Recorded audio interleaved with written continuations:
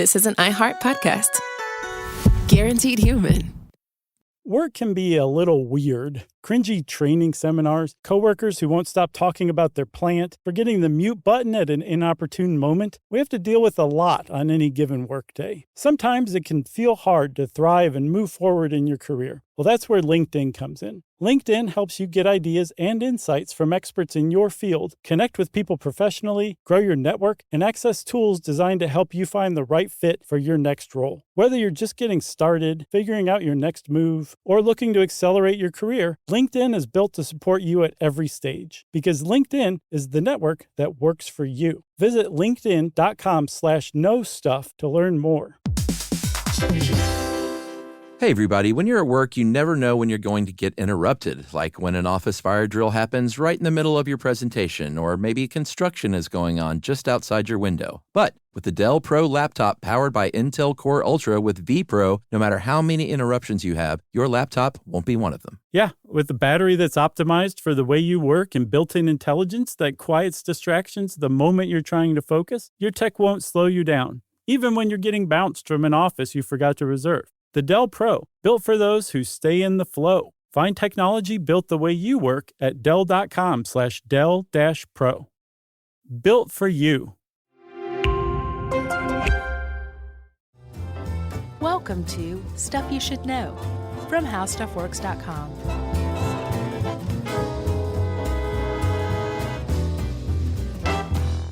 Hey, and welcome to the podcast. I'm Josh Clark, and there's Charles W. Chuck Bryant, and there's Jerry Rowland, and this is Stuff You Should Know. I don't know what edition this is. Should be pretty interesting and entertaining. How about that? This is the interrupting Chuck from watching the Kavanaugh hearing edition. Yeah, really, man. Talk about historic, huh? Oh, I was glued to it, and then I gotta go do my job. Sorry. For some reason, I feel guilty, like I'm responsible for that. No, it's not your fault. Good. Thanks for letting me off the hook. We got to make the donuts. Man, don't get me started. I'm recording it, so I'll just go back right after this. Oh, okay, cool. Well, we'll talk really fast. I'll go back to seething rage right after this. You'll just be like, you'll be like, no one tell me what happens. Oh, goodness. All right, let's do it. Death by Invention. Yeah, I guess this would be the horribly ironic twist edition of Stuff You Should Know.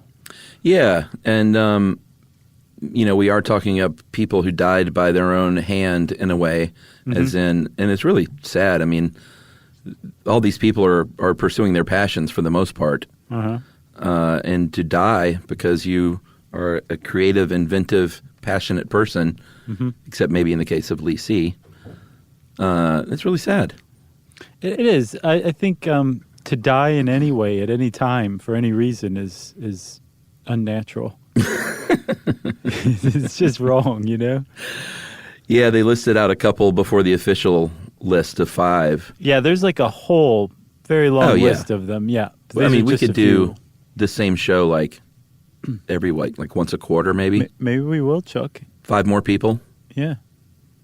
We'll see. We'll see how this one goes. How about that? Did you want to touch on a couple of those other people, though? Yeah, I mean, Henry Winstanley is definitely a kind of a famous one. He built a very famous lighthouse, Eddystone Lighthouse, back in 1698. Yeah. And I think that was the first iteration of it. I think there's been 4 total, and we talked about it on the lighthouse episode. Yeah, I think this was the first one on rock. Right, and it's just out there on some rocks in the ocean or in the channel, one of the two, or the sea. It's out in the water. Yeah, a candle light, old school candle lit lighthouse. Very romantic lighthouse. Very romantic, invented by, like you said, Mr. Henry Winstanley. Great name. And speaking of great, 5 years later, there was a great storm.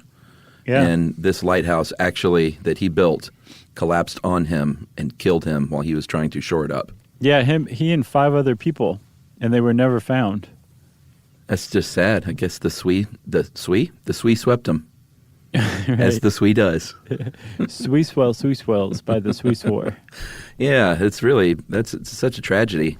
What about Marie Curie, who died at 66 from radiation poisoning, which technically she didn't invent radium and polonium. She discovered them.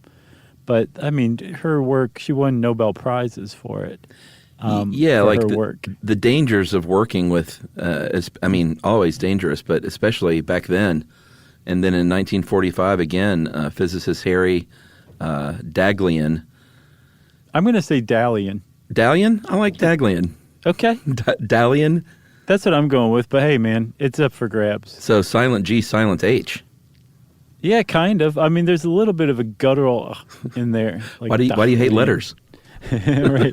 Those are superfluous letters right there. So Harry Daghlian was another scientist who he was working on the Manhattan Project on the Demon core, the core of the plutonium bomb. And he died by his own hand as well. He was stacking carbide bricks, tungsten carbide, around the core and dropped one, which I can imagine, like, what a frightening moment that would be. Yeah. Even more so, Chuck, he had a monitor. He was trying to see how many tungsten bricks it took to make the plutonium go critical. Yeah. Which is like, once it goes critical, you got a nuclear explosion on your hands. So he's just sitting there messing around with this. He's got a monitor showing him, and the monitor said, hey, man, that last brick will make this go critical. Right. It was a monitor from the 70s, so it said things like, hey, man. And so he knew, like, I got to get that brick away. And he went to go, like, pull it back away from the stack. But in going to pull it away, he accidentally knocked it onto the core. Yeah. So he had to go into the stack after it to get it away from the core to make sure that the thing didn't blow up. And he did, but he supposedly suffered tremendously from radiation poisoning. Yeah, I mean, he died within a month. So that's pretty tragic. And, it sounds like he was a hero, because if that thing would have exploded, many, many, many lives lost. Yeah, he's definitely honored as a hero. He also was not one to follow the rules, apparently, because he was in the lab by himself, which was against protocol. I think he went back to work after dinner and was sitting there working on a nuclear pile by himself that he was trying to see where the threshold was for getting it critical. Jeez. That's a little crazy. So these examples just serve as a setup, though, to the official five. And we're going to start with Lisi, Lisi. I got no love for Lisi. No, this is not one of the ones where just a great creative following their passion. I don't know. Maybe he was passionate about harming others and taking advantage of people and court intrigue for sure. Yeah, that's a good point. But we're going back to ancient China here, roughly 221 BCE. Is that what we're saying now? Yeah. And China at this time was making the conversion from just a big mess of warring states into what would be eventually be the Qin dynasty. Is that right? Qin. Qin? Mm-hmm. We've been corrected by that officially too in emails. I looked it up again. I was like, I'm not falling for this again. Here, I did it. I think it was you last time. It definitely was. So the Qin dynasty finally being ruled by one dynasty. So it was a big change for China. It was, but the way that they assembled all of these kind of like fractious states into a single empire was through this practice called legalism, which is a political doctrine that basically said it basically assumes the worst about people, that they're selfish and dumb, and that the best way to make a state out of your citizens is by exploiting them and lying to them and passing a law for everything and then brutally enforcing it. Yeah, and kind of the government just fully ruling with an iron fist its citizens. It's like proto-fascism. Like the point of your citizenry is not to serve them. It's for your citizenry to kind of give all their power and work and attention to the state, to the emperor. Yeah. So there's this sort of an outlier as far as where this guy started out. Li Si, he became very, very prominent with the Qin dynasty, but he was not born into it. He was a commoner, and he was a clerk at a local government office, and he really worked his way up through the system pretty impressively. Yeah, all the way up to prime minister. So local government clerk to prime minister. And, I mean, this guy makes, like, Machiavelli and the Medicis look like cream puffs. Whoa. Yeah. You call so, them Medici's cream puffs? Yeah, I am. Compared to Li Si, yes. Yeah. And not just Li Si. So like the emperor of the Qin dynasty, the founder of basically China, was an emperor named Shi Huangdi. I'm pretty sure that's how you say it. I'm almost equally sure that I've gotten it wrong. Mm-hmm. But he was the king of Qin, the first emperor of Qin. And he was pretty brutal, but he found good company with Li Si in his brutality and the way that he saw citizens and people. And then also the king's eunuch, who was basically tied for second place with Li Si. He was the king's official spokesman. His name was Zhao Chao. And the three of them together just ruled quite brutally. It was, you bribe people, and if they didn't take bribes, you killed them. You tricked neighboring states into accepting your rule. Book burning was huge, and this is what Li Si is most commonly remembered for, is instituting a policy of burning most books, especially history books, in an effort to kind of form a single way of thinking for all Chinese to fall in line with. And the way that you start that is to get rid of everything that's been written that doesn't fall into that line of thinking. So he instituted like an empire-wide book-burning drive. Yeah, I think like the only thing that he said it was okay are books on medicine, books on growing things and agriculture, and then divination, which I think I can't believe we haven't done a podcast on that at this point. Is that water witching? Yeah, I think so, right? Yeah, I think that's probably also like reading frog guts and tea leaves and stuff to see the future. Oh, well, that part totally makes sense. Right, because you got to know how it's going to come. And had Li Si been at all capable of divination, he would have seen that his end was coming horribly ironically, and it was going to be very painful for him. Yeah, so they, like, speaking of Machiavelli, they definitely led the path in do anything necessary to get what you want. Mm-hmm. And he said, you know what, I'm pretty into torture as a means of getting what I want. Yeah. And I've invented a pretty foolproof way to ensure that someone is dead or gives us what we want. And I imagine it ended up dead anyway. Yeah. It was called the 5 pains, and it's basically cutting things off of the body one at a time until you get to 5, which is the body. You cut the nose off first, then you cut off a hand, then you cut off a foot, then you cut off the penis. Or the vagina. Sure, castration. Yeah. And finally, you're just cut in half. Your body is cut in half. They're like, I'm done with you. Yeah, the 5 pains really undersells it. It really does. So, because the 5 pains for me are traffic. Right. Traffic. This is the 5 unbearables. Yeah, social media. Yeah, right. None of them involve cutting off hands and feet. A nose, man. Can you imagine losing your nose? That's first, too. Yeah. So, Li Si is credited in some circles with inventing that. Others say it's not entirely clear. But Shi Huangdi, the emperor, when he died abroad suddenly. And Zhao Chao and Li Si decided to conceal it because the king had said, my eldest son is my heir. I want him to take over after I die. Yeah. So Li Si and Zhao Chao got rid of that decree and forged a new decree to the oldest son who had been exiled for opposing that book burning idea. Yeah, that was the reason it was a problem, is because he was no friend of Li Si. Right, exactly. So Li Si and Zhao Chao drafted a new decree from the king, and it said, son, kill yourself. And they sent it to him, and the son killed himself. Yeah.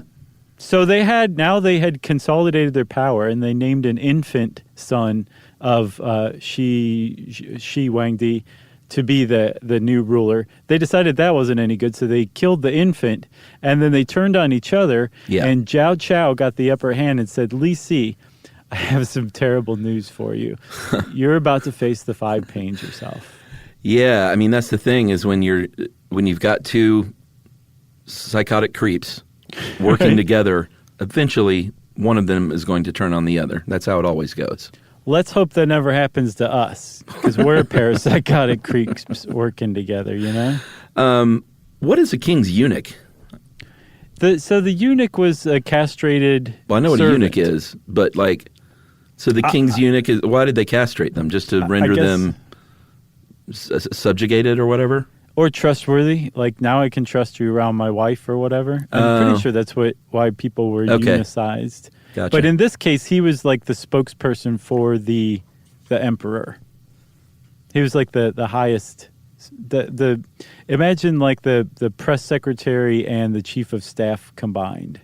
Right. That's kind of what he was. But no penis. No. Right. Okay. So Zhao Chao turns on Li Si and has him executed through the five pains. Yep. His invention, supposedly. How about that? Which I looked into that 5 pains thing. It seems to come under the tradition of Ling Chi, which is called slow slicing, which is as bad as it sounds. And I think it's way worse than the 5 pains. There can be 24 cuts or 1,000 cuts, they call it. And they actually last used it in 1905. Wow. And there's a horrible picture of the man who was executed in 1905 by this, like, being executed through this slow slicing method. Was he just cut all up and bloody? Yeah, it's pretty rough. It's Oof. pretty awful to see. But they did it up until 1905. Remember the days when we would send each other those awful pictures? Yeah. I think we got to a certain point where we were like, yeah. Seen too much. If you find it on your own, more power to you. Yeah. You become a father, and Right. I'm a father in my own way, so I feel like, we have to protect ourselves from that now. Oh, boy. All right, well, let's go take a break. I'm going to go watch 4 minutes of the Kavanaugh hearing, Okay. and we'll come right back right after this.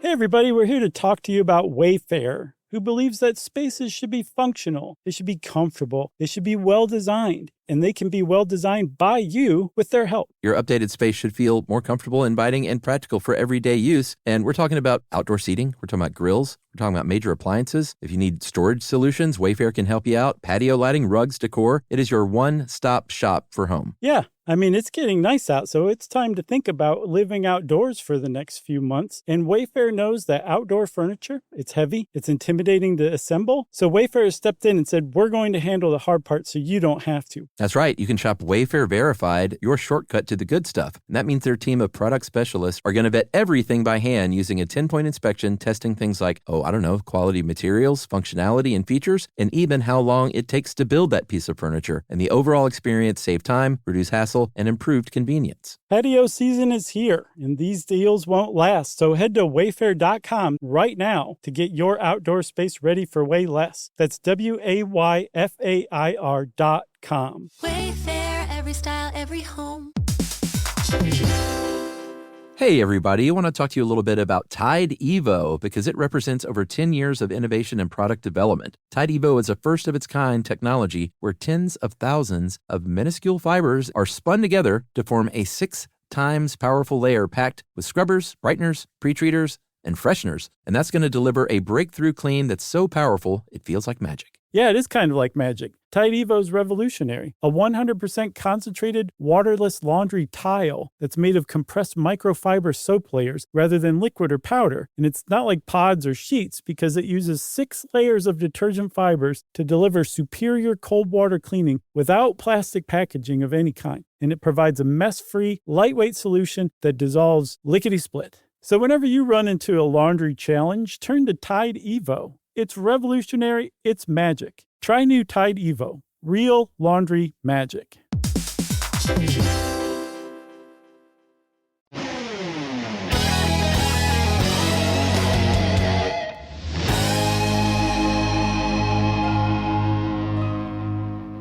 All right, we're back. Now let's talk about parachuting. Franz Reichelt. Yeah, I know a little bit about this one because I did something back when we were doing videos. I can't remember exactly what it was, but one of our half-hearted attempts at a video series. I think it was a blog post. Was it? Yeah. Those didn't work either. It was like in that same series of the baby cage that like hung out over a window. Yeah, that's right. Remember what a relief it was when we were finally told, hey, guys, why don't you just podcast? Because that's a job. That was nice. Wasn't that great? Yeah. You don't have to dance like a monkey on YouTube. Yeah. Or blog like it's 1997. People miss that stuff, though. It's crazy. I know. But we enjoy this.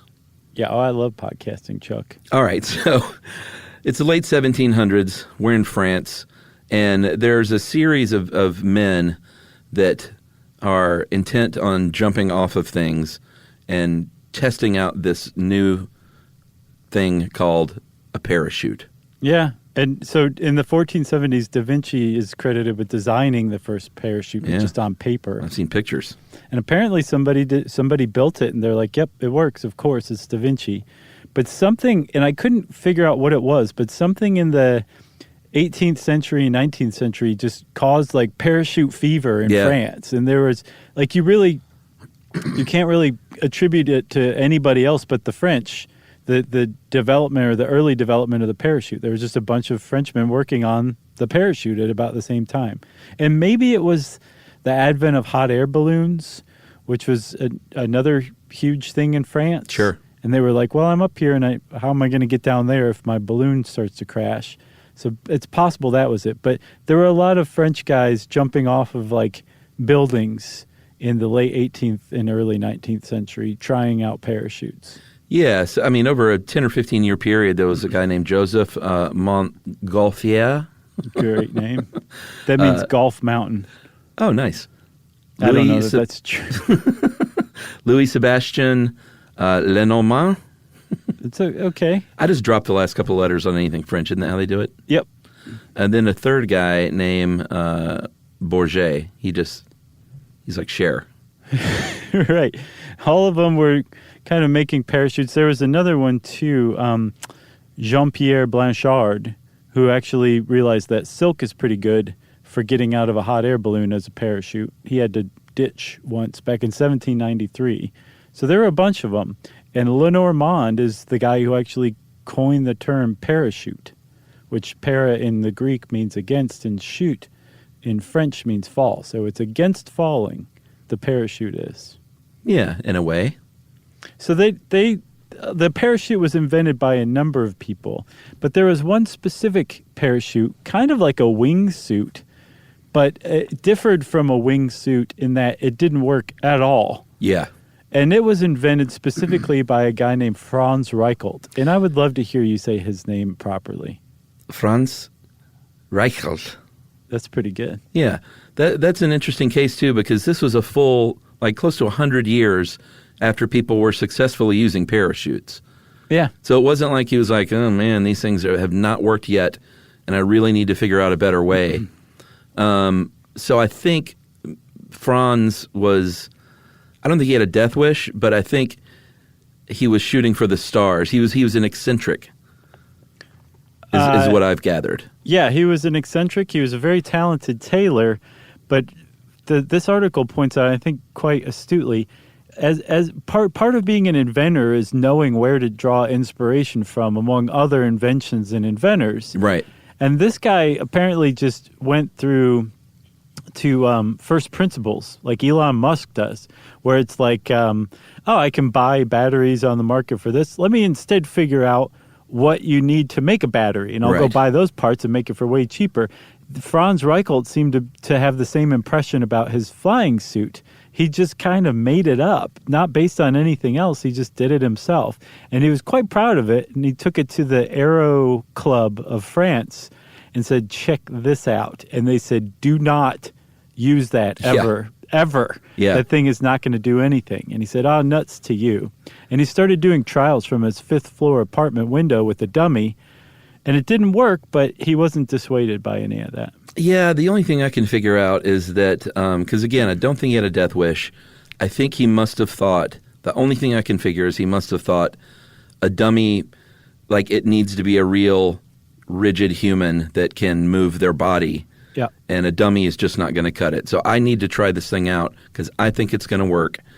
It was a time in 1912 when apparently you could go to the Eiffel Tower and just tell the cops, hey, I'm going to throw a dummy off of the Eiffel Tower to try out my flying suit. Right. And they said, go ahead. So he went up there, but I don't think he changed his mind. I think by all accounts, he intended fully to do this himself the whole time. Right. And the suit, like you have been hinting at, it didn't do anything. It didn't. And actually, I should have sent you this one too. British Pathé or Pathé. Mm-hmm. I'm not quite sure what the old newsreel service.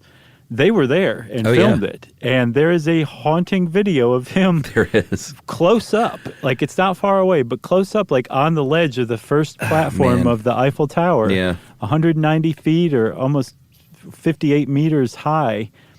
Just like waiting. And then he jumps and he just goes straight down like a sack of potatoes and dies immediately. Yeah. 190 feet. Very, very tragic. Yeah. And on the film, you see the police measuring the depth of the impression he made in the ground when he fell, when he hit the ground. It's really sad to see. Like, you're like, don't do it. Yeah. And but obviously that he's going to do it, and he died. Well, it was a time too where people were trying to figure all this stuff out, so they're all kind of crazy. I mean, I know we haven't done one on the Wright brothers yet, but I mean, you've seen all the crazy flying machines that people were trying to come up with. Right. It was a time of the spirit of adventure was in the air, and everyone there was probably like, man, check out this guy. He's going to fly off the Eiffel Tower.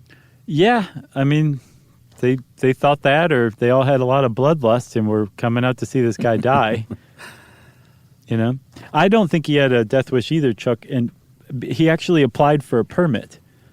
That's sweet. So, I mean, why would you apply for a permit if you had a pretty good idea you were going to die? I think he thought very much that it was going to work and he was going to live, and he didn't want to get in trouble, so he applied for a permit first. That's a good point. How about moving on? Yes, number 3, Max Valier. How would you say it? Valier. Valier? I don't like extra letters. Man, I need to take French. Sure. Although this guy wasn't even French, was he? No, he was born, get this, he was born in Austria-Hungary in the town of Bozen, but Austria-Hungary broke up. It was very sad. And that town is now known as Bolzano, Italy. But the guy's last name is Valier, so... But was he Italian? Or what we would consider Italian? If he had been born after the Austro-Hungarian Empire collapsed, he would have been Italian, but he was Austro-Hungarian. Well, yeah, but you know what I mean. I mean, it's not like they said, "Oh, you Austro-Hungarians, get out of here." I don't know. I really don't know. I would guess because it was an empire, there was probably a lot of movement around the empire. So who knows what his ethnicity or pedigree was in his family? Well, we know one thing for sure is that he was a smart dude, and he did not have a degree in science, but he was very good at figuring stuff out. He was I guess an amateur engineer would be the best thing to call him. Yeah, and a bit of a groupie. Sure. But like a groupie who put his actions where his mouth was. Yeah, so he reads a book by a German engineer named Hermann Oberth, and it was called The Rocket into Interplanetary Space, which is just wonderful in the early 20th century when books like this would be written. Yeah, this is I think credited with helping inspire the idea that like we actually could do this. Yeah. Yeah. So this guy gets inspired by this book. On an amateur level, he develops a 4-stage program and starts to get to work on what would be, with a car company, Opel, at his side, like in partnership, on a rocket-powered car. Not a space rocket, but a car. Right. And he built these things, and they actually worked. Yeah, and Opel was involved in this to like a Red Bull degree. They were like, look at this crazy stuff. Check this out. We're making a rocket car. Yeah. But Valier was like, no, this is the future. Rockets are going to power everything. And he actually, I think some of the first tests were pretty putsy. Like one of them went 125 meters in 35 seconds. Not super fast. I mean, like a football field in a quarter in 35 seconds is not fast. But later on, he got some of these rocket cars up to 145 miles an hour. Yeah, that's impressive. And then he got a rocket sled up to 250 miles an hour. Yeah, this is in the 1920s. Yeah, so like these rockets are working. He's making them work. But then there was a phase 3 and 4 of his 4-point plan, and it went from static engines, just the rocket engine tests themselves, to rocket cars and rocket sleds, and then to rocket-powered aircraft, and then space rockets. Yeah, and to his credit, like it's not like things were going really poorly and he was just pressing on anyway. Like you said, he got one of them up to 250 miles an hour. Mm-hmm. So it would make sense to go to a stage 3, the rocket-assisted aircraft. And then, very tragically, May 17th, 1930, he died working on phase 3. He's working on a liquid oxygen gasoline-fueled rocket motor. Mm-hmm. This thing explodes. A piece of shrapnel severs his aorta, and he's dead, like, immediately. Yeah. Everything I saw was that he just dropped dead, so it must have been a heck of a severed aorta. I mean, right through his heart, I guess, then, huh? I guess so. Jeez, man. Yeah, an explosion that shoots a piece of shrapnel that severs your aorta, you're not going to last very long after that. And he was only 35 years old at the time, too. He had a pretty bright future in all of this. A self-taught rocket guy. Yeah. It's pretty impressive. It is. But his this article's hilarious. It talks about how his legacy continued. Yeah. So he helped found an organization called, you want to take that one? Sure. I love that I take German and you take French. And both of us should have taken Spanish. And neither one of us can do Chinese. That's right. I'm going to say Verein für Raumschifffahrt. Not bad, Chuck. That's what I would have said, too. It means the Society for Space Travel. Because, again, at the time, this is like smart people are saying, like, we can actually do this. Let's figure out how to do it. And some very famous people were members of this space society. And some of the members actually went on to work on the Saturn V project, including one member named Arthur Rudolph. And the thing that cracks me up about this article is Arthur Rudolph was a Nazi war criminal. Yeah, they didn't mention it at all. Right, who was basically plucked out of Nazi Germany at the end of the war from the V2 rocket program, which just devastated Britain and other parts of Europe, and put to work on the Apollo space mission. And then after that, they said, okay, you have to go now. You're being accused of working people to death in your V2 factory. But he carried on Max Vallier's legacy. Yeah, in a way, I guess so. Yeah. Yep. Yeah. Have you seen the trailer for the Neil Armstrong movie? No, I haven't. All I hear is Oscar buzz. It looks good. Oh, I'm sure, man. That Ryan Gosling, man, he's pretty good. He's great. You want to take a break? Yeah, let's do it. Okay.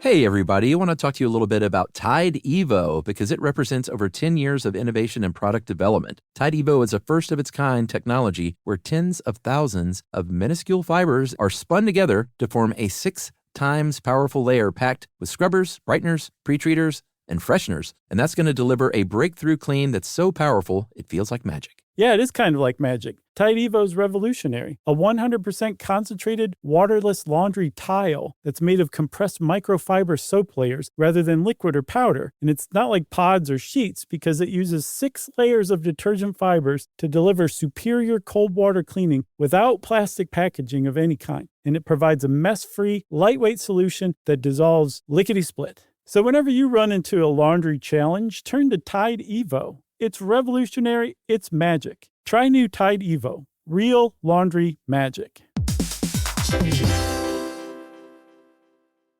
Introducing the all-new Mazda CX-5, featuring more connection. Hey Google, where's the nearest Pilates class?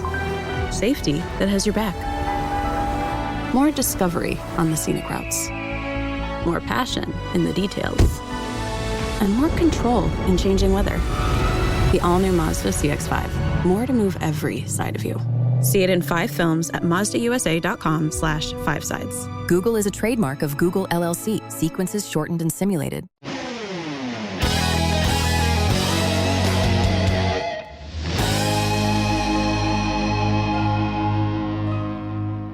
All right, Chuck, I think we're down to 2. And this is weird because normally we do top 10s, but we only do 7 or 8 of them. Mm-hmm. This is a top 5, and by God, we're doing all 5. That's right. With a couple added on. This one, William Bullock. Old Bill Bullock in 1832. There was the printing in the printing press, the history of the printing press. In fact, we should do one on that too at some point. You bet. Really fascinating.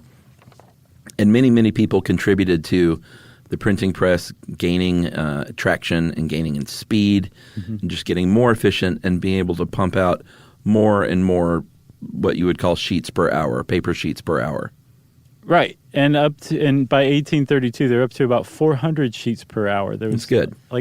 Not bad at all. It was a flat press. You had the typeset on like a flat board that came down, and you'd take the paper off or flip it over and then print another one. They could do like 400 sheets per hour like that. And then this guy named Richard Hoe came up with, he replaced that flat thing with the typesetting with a cylinder with typesetting. So it just spun, and you just moved that paper on and off as fast as you could, and all of a sudden you could do like 1,000 to 4,000 pages an hour. So that was a huge leap, right? And by, I think, 1832 is when Richard Hoe's invention came along. Yeah, so flash forward another 33 years, and William Bullock comes along. Again, a great period of invention in the world and in the United States. And he created the Bullock press, which was, I think this is sort of the one we're more used to seeing now, which is a rotary press which had not sheets of paper, but one big, huge roll of paper. Some of these were up to 5 miles long, where you're just continually cranking these things through, and all of a sudden you could get 12,000 sheets per hour.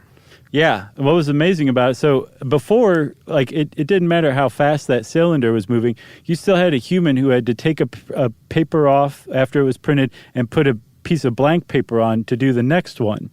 With this, it was just fully automated. You had a cylinder on top doing the front, and you had a cylinder on bottom doing the back side of the paper. So you could print two-sided, 12,000 sheets per hour. And today, from what I saw, those rotary presses that Bullock invented move paper through it like 20 miles an hour and can do I think 64,128 page booklets in an hour. Now they're that fast, which is, I'm impressed. It's come a long way, but Bill Bullock, like you said, kicked the whole thing off with his web rotary printing press. And I mean, think about it. Think about making an improvement to a machine where it was 4,000 pages an hour. Now it's 12,000 thanks to you. You'd feel pretty good about yourself. Plus, he was a newspaper editor too, so he was kind of doing this based on his own observations and how to make improvements in his own industry. And he was an orphan raised by his brother who was self-taught in mechanics just from reading books. Amazing. So I'm impressed with William Bullock, except for one of the last things he ever did in his life. Yeah, so because he was inventing this machine, he would work on it himself. He would adjust it and make repairs himself. And that was at the Philadelphia Public Ledger in 1867. One of his Bullock presses needed some work. So he went in there himself, was working on it, and exactly what you think happened. His leg gets caught in one of these rollers, and there was no pulling out at that point, and crushed his leg. That turned gangrenous, and he died a few days after that. Yeah, during an operation to amputate the leg. Yeah, I feel like he was close to making it. He was. Here's the thing, though. From what I saw, what got him was he was trying to kick a belt back onto a pulley. And if his leg got caught in there and sucked in, that means he was doing that while the machine was operating. Oh, yeah. That's exactly what happened. So, yeah, not that impressive. But he, that's a terrible way to go. Gangrene. Through complications of surgery from gangrene brought on to leg crushing, brought on by not just stopping to turn the machine off. Brought on by being a brilliant inventor. Great guy. Nothing makes me more relaxed and enthralled than watching a newspaper operation being printed. I've said it before. Have you? Because it doesn't ring a bell. Yeah, I think I said it when we were talking about the movie that last year was called The Paper. No, The Post. The Post. They're one of the hokiest shots I've ever seen in my life is in that movie, Ooh, what is it? where the lawyers and the editors are all at, I think they're at Tom Hanks's house, and they're arguing, and they like the camera's just moving around the room, just taking in all this frenetic scene. And one of the shots is Bob and David from Mr. Show, Yeah. like pointing into the chests of the lawyers, like in rhythm. Yeah. And then the lawyers are backing up in rhythm, almost like it's like a Rodgers and Hammerstein musical that suddenly is breaking out. It's crazy. And I was like, who directed this? And then I saw that Steven Spielberg directed this. And then I thought, I think his maybe B or C director maybe came up with that one. Oh, like his second unit was shooting that day? I'm hoping. I just love that he cast Mr. Show. How I great know. was that? It was pretty great. Did not expect to see that in that movie. Have you seen The Paper, the Michael Keaton? Yeah, that's what I was thinking of. That is a world-class one. That was a Ron Howard movie. Yeah, those guys know how to make movies for the most part. Yeah, they do. Unless it's a Star Wars movie. Did they make one? Yeah, Ron Howard made the Han Solo movie. I didn't know that. Did you see it? No. I didn't care for it. The one I saw that I liked was Rogue One. Rogue One. That was great. Yeah, I love that Had one. nothing to do with anything, right? It was just its own thing. Sure. I mean, I thought it was great. Yeah. I wouldn't say it had nothing to do with anything, but it wasn't like part of the, I don't even know what Star Wars fans call that. The canon? Yeah, we're just going to get slaughtered for this, so. That's fine. I've been slaughtered for less. So let's move on then. How do you pronounce that guy's name? Dacre? Michael Dacre? That's what I'm going with. All right, you're keeping all the letters. I looked it up and I couldn't find any news coverage of it. That's usually how you can find somebody's name. Yeah, and this is surprising because this was very recently. Mm-hmm. And we're going back to rockets again with this one. Yep. And this is a really interesting idea for an invention if you look at these things. I assume you checked out the pictures? Oh, yeah. Of the jet pod. Dude. So this guy's idea, he was born in the UK in 1956, was a pilot in the British Army, and a good pilot. And he had this idea for something called the jet pod, which is basically an air taxi. So he was like, I think if I can invent something that goes doesn't need very much runway to take off, can go really, really fast in a quick time, and land in a kind of a truncated area, then I can speed up. I can make like a jet taxi where people can get from like an airport to a city center. Mm-hmm. In the case of London, he said in 4 minutes from Heathrow to central London. Yes, dude, which I'm sure you know this from when we did our UK tour. It takes an hour at least to get there by regular like car taxi. Yeah, by black cab. It's horrible. So the idea of getting from central London to Heathrow in 4 minutes is a dream by itself, right? Yeah, and these things are cool looking. They really are. And from what I can tell, this was not just like some pie in the sky kind of thing. Like this guy was on track. Oh, yeah. This thing was like the real deal. It was something called Very Quiet Short Takeoff and Landing Aircraft, which is a type of VTOL, vertical takeoff and landing, which, like you said, it just needed a very short strip of land, which meant you didn't have to have an airport. You could have like a dedicated, say, airstrip, but it would just take up a very small amount of land in the middle of the city. And they were going to sell them for $1 million, which meant that trips on these things would have been like $50-$60. Yeah. That's as much as a cab ride. Yeah. And in 4 minutes rather than an hour. And the whole point was this was going to ease congestion. It was going to be a cheap and easy way to kind of hop short distances or medium distances. And he had some ideas for military and like ambulance uses for it as well. So it was close. And who knows if we might have these things by now, because in 2009, the guy died, and it was during a test flight of one of the jet pods.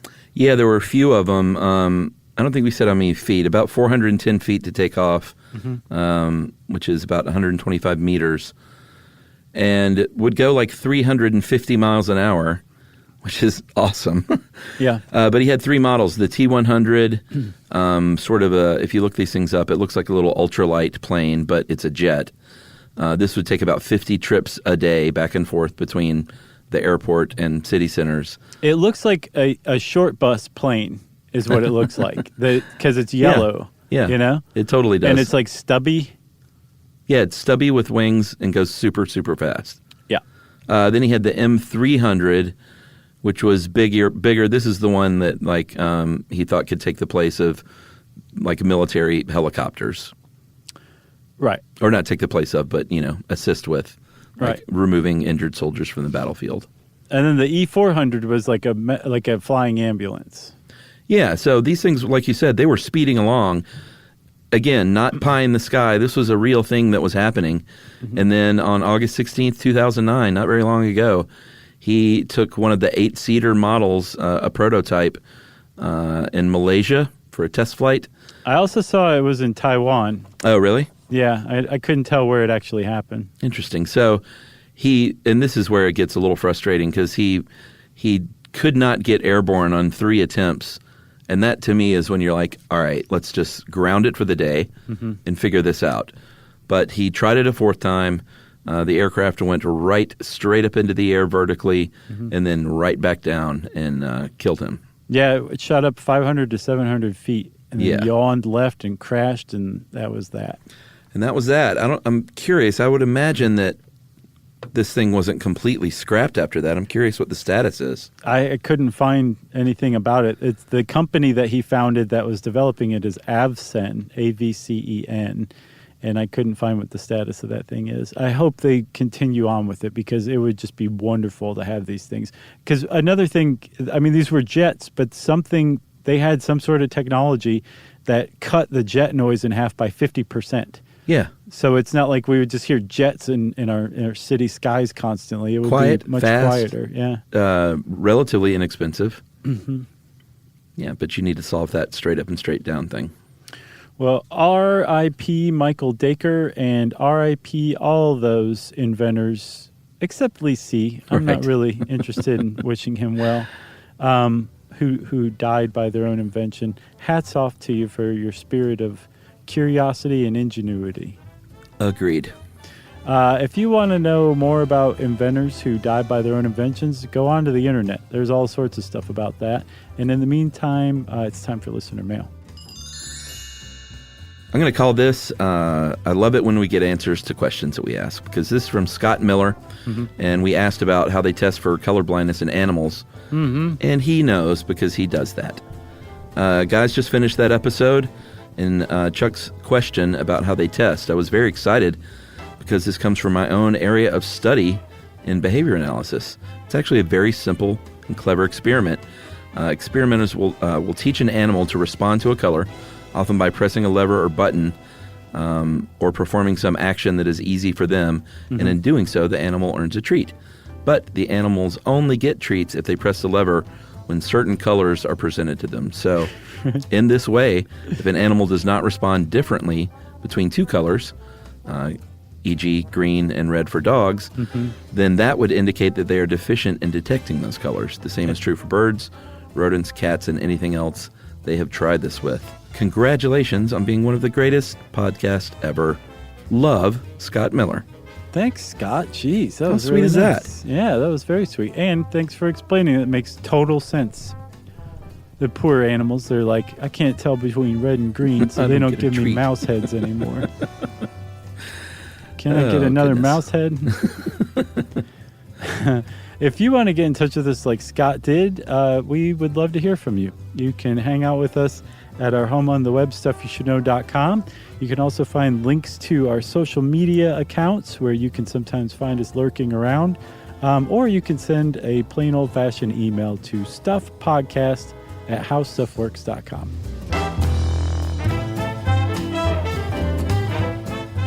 For more on this and thousands of other topics, visit howstuffworks.com.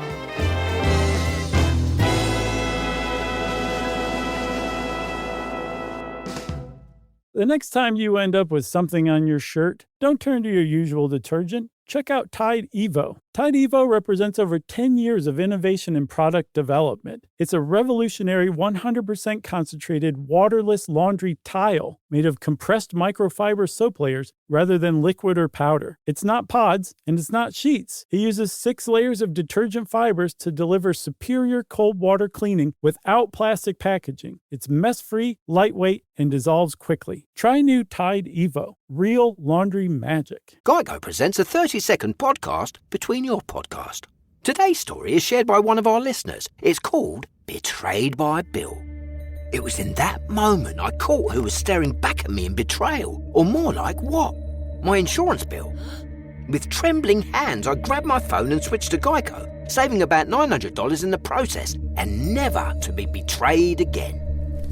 Now that was bloody riveting. It feels good when the story ends with savings. It feels good to Geico. This is an iHeart podcast. Guaranteed Human.